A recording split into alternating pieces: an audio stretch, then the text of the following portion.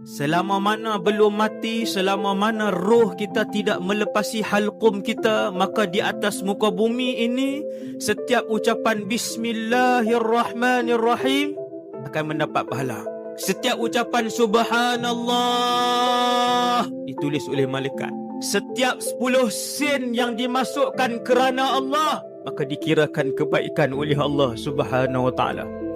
Maka ramai yang menyesal di malam pertama berada di alam barzakh. Ramai yang memohon kepada Allah mengulang-ulang, Rabbirji'un.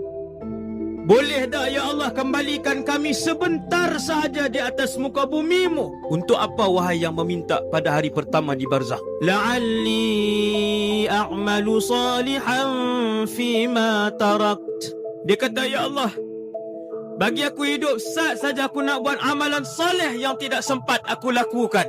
Lalu dijawab oleh Allah, Kalla innaha kalimatun huwa qailuha.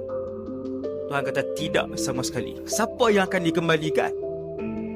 Mana ada manusia yang dah duduk di alam barzakh kemudian nak dikembalikan? Takat mana hak buat, takat tu ya. Wa min waraihim barzakhun ila yaumi yub'atsun. Allah Ta'ala kata, ni kita duduk alam barzakh. Maka ayat ini dibacakan kepada saya yang hidup dan tuan-tuan yang hidup untuk kita mengambil iktibar, untuk mula mengisi keseluruhan kehidupan kita dengan ibadah dan mencari redha Allah.